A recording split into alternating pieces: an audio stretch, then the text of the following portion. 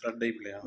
அதை வச்சு நம்ம ஹேண்டில் எவ்வளோ லிமிட் ஆஃப் நம்ம டைட் பண்ணுறோமோ அந்தளவுக்கு டைட் பண்ணிடணும். ரொம்ப ப்ரெஸ் பண்ணக்கூடாது, லிமிட்டாக டைட் பண்ணிட்டு ஓட்டு சென்சார் வச்சு டைட் பண்ணிடணும். ஓட்டு சென்சார் தான் ஓட்டு சென்சார். இது வந்து ஓட்டு சென்சார் கேபிள், இது ஓட்டு சென்சார். ஓகே, டெஸ்ட் ஆகுது.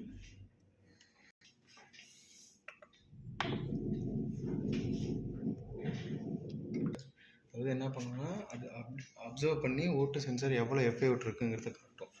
ஸோ உங்கள் ஓட்டு சென்சார் ரீப்ளேஸ் பண்ணணும், இல்லை ஓட்டு சென்சார் போயிடுச்சுன்னா இந்த எஃப்ஐ அவுட் வேல்யூ காட்டாது. இந்த வேல்யூ காட்டாது, இந்த எஃப்ஐ வேல்யூ வந்து காட்டாது. புதுசு மாற்றிருக்கிறதுனால எஃப்ஐ வேல்யூ காட்டுது.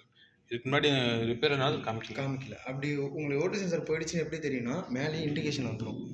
என்னென்ன ஒன்றா ரீப்ளேஸ் த ஓட்டு சென்சார் அப்படின்னு வந்து இந்த இடத்துல இங்கே மேலே இங்கே வரும், எல்லோ கலரில் இண்டிகேஷன்ஸ் வரும், ரீப்ளேஸ் த ஓட்டு சென்சார் அப்படின்னு சொல்லிட்டு இண்டிகேஷன்ஸ் வரும். அதே போல் ஓட்டு சென்சார் நம்ம கரெக்டாக இந்த பிளக்கை சொல்கிறேன், இது கரெக்டாக டைப் பண்ணுவோம். அது கனெக்டட் எல்லாச்சுமே ஓட்டு சென்சார் அன்கனெக்டட்னு வரும். கனெக்டர் இல்லைன்னா அன்கனெக்டட்னு வரும். ஓட்டு சென்சாரோட வேல்யூ போயிடுச்சுன்னா ஓட்டு சென்சார் ரீப்ளேஸ் த ஓட்டு சென்சார் அப்படின்னு வரும்.